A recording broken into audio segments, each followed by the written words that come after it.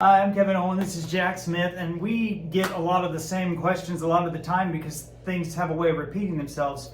Jack, what do I do if I found out that my kid's been hurting themselves, cutting themselves, burning themselves, etc.?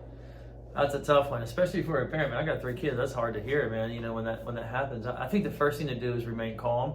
And I know it's like, well, how can I do that? My kid's hurting himself. I get it. I mean, inside you're going to be stirred up, but the way you deliver that correction or love or discipline or whatever it is you're trying to do there has to be in a way where they feel like you're a safe place. Otherwise, they're going to keep doing it and keep hiding it from you.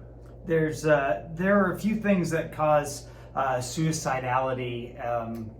One of them is a very small percentage. It's what we would call psychosis, a person with maybe extreme schizophrenia or high-end areas of like bipolar disorder. And if they lose touch with reality and they do something to hurt themselves, that's one thing. The larger part of this pie is what we would call ineffective coping. Something's going on and I'm coping with it, and that's not okay. The good news is if it's coping, you're thinking about it. It's your mind coming up with an answer, and if it's your kid doing it, maybe they need some new answers. Yeah, for sure. I mean, I think it's important to find out why they're cutting. I mean, or hurting themselves in whatever way that is. There's going to be some sort of activating event that caused that, or some own chronic thing that's causing it. So we have to talk to them? Unfortunately, as parents, I know, communication, right?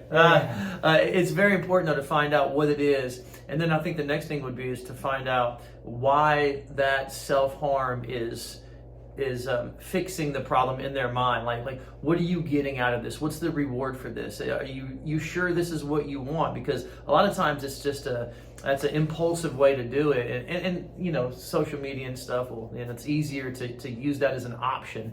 But to find out, what are you trying to get? How are you trying to fix the problem? And then again, finding a different coping skill to do that. If trying to fix it doesn't work, you've tried counseling, you've tried teaching, you've tried having conversations, and it doesn't work, well, then it's okay to discipline this stuff. Here's what I would say to a kid that were mine or a kid that I cared about.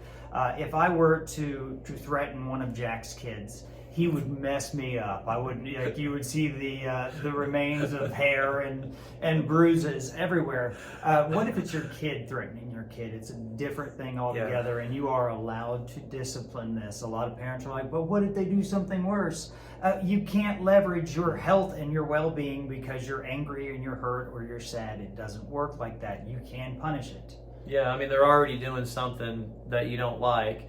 If you think they're going to do something worse, they're probably already going to do it. I mean, you're the biggest influence in your kid's life. You're going to be the one that has to change their behavior by the relationship and the bond that you have with them. And honestly, it sucks because you're probably going to have to change some things about yourself to be able to relate to them, or to come across like you care, or like you're a safe place. Because if they're doing this, there's some sort of separation.